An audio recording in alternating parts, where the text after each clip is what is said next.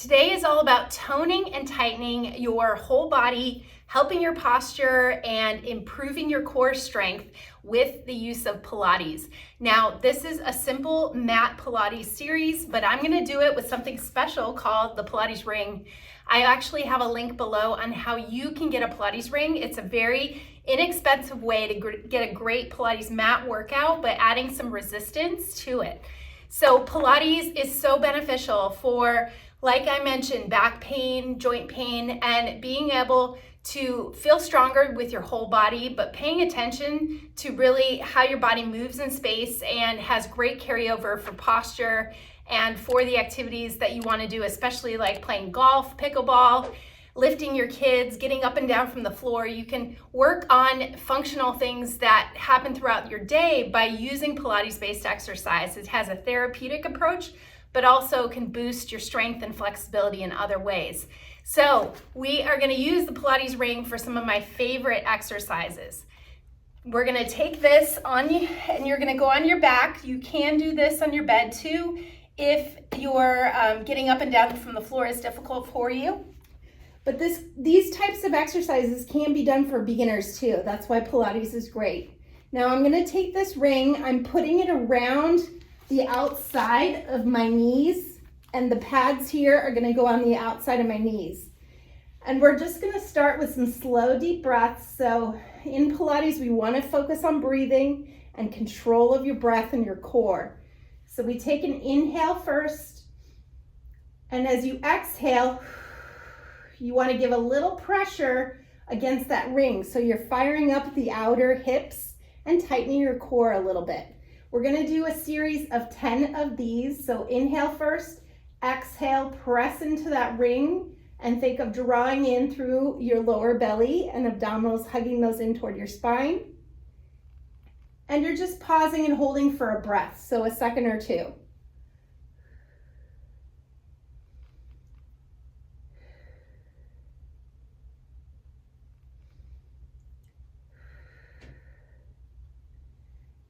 And I'm repeating this over and over, but I want you to go to 10 times. I'm at about 6 right now.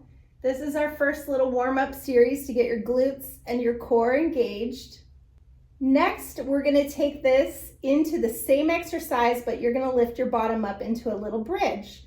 So inhale through your nose, and then exhale through your mouth, press into the ring, and I'm gently lifting my tailbone off the floor, tightening through my abdominals and my lower back and glutes. And then I inhale as I lower, I let those muscles go, and then exhale as I lift, squeezing my glutes and pulling in through my abdominals. Once again, repeat this 10 times and take it at your own pace. It's important to know if you have pain with any of these movements, just dial it back and work on the breathing in the first exercise, because that's going to be more the basics, or you can go back to one of my other helpful videos that includes exercises specifically for back pain. So we are toning and tightening through the hips and the core and working on your breathing at the same time. You're really being precise with your movements.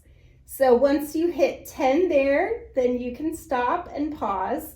Now we're gonna take that ring off, and I'm gonna put it in between my knees, and we call this tabletop position. You see my shins are flat like a tabletop. My knees are bent at 90 degrees from my hips.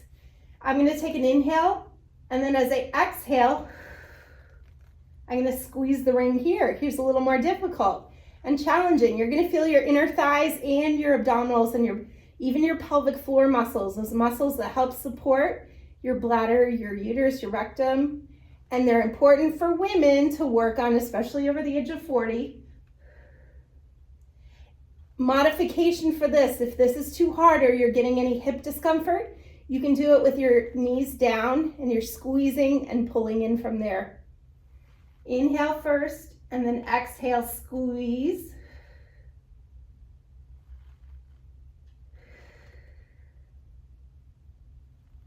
And do 10 there. So choose to do it here more advanced, or you can place the feet on the floor, a little more of a beginner. Next, we're gonna take that ring in your hands. Your hands are up toward the ceiling, and we're gonna do a little curl up. So important to squeeze those shoulder blades down your back. Get your shoulders away from the ears. You're gonna take an inhale. As you exhale, you're gonna curl up, squeezing your chin down toward your chest, and you're reaching that ring toward your knees, and then roll back down. It's important to note that you are using your abdominals to lift you, not your neck. So you're tucking your chin, lift. When you squeeze and reach that ring, it's going to activate your abdominals a little bit more. We're gonna do 10 here. Pull the shoulders down, tuck the chin, look right between your legs as you curl up. If this bothers your neck, just move your arms and squeeze through your core as you go down and up. You can do it without the head lift. It makes it more difficult with the head lift.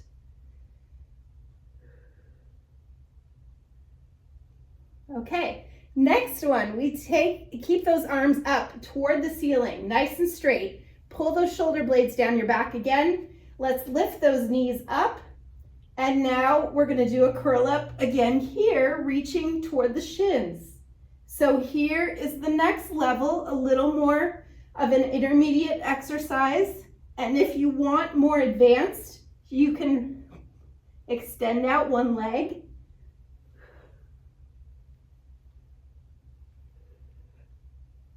Use your abdominals to lift you. One more. And lower it back down. Nice work. Okay, now we're gonna turn to our side. And we're gonna place our bottom arm, you can either under your head like this, or you can rest it all the way down, whatever's comfortable. I have my arm straight out. It's balancing on the top part foam here, and I have the ring on the floor. So I'm gonna give it a little pressure downward, and we're gonna lift and lower the top leg, but at the same time, I'm just giving a little pressure into that ring. We're doing 10 lifts. Think of the foot staying right behind the hip so it's not coming in front of your hip. Squeeze the glutes and keep your hip stacked on top of the other hip and keep a little pressure downward. This engages the core as you lift and lower the top leg. 10 there. Okay, now you can turn on the other side and repeat it. The same thing. We're gonna do 10 on the other side. Okay, the last exercise, we are turning on our stomach. This is to help your posture. So this is a nice little 10-minute series that you can do in different positions, but I like to change positions because it works different parts of your body and helpful for your posture here. So I have my hands on top of the ring. If that's hard for you with your shoulders, you can be down a little bit lower here, but I'm gonna squeeze my shoulder blades down my back and I'm lifting my chest just a little bit. I'm showing more of a beginner version.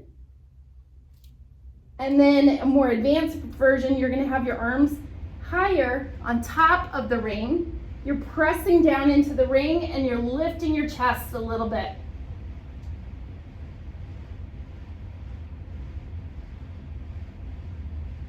Once again, if that's a struggle for your shoulders, do it from here.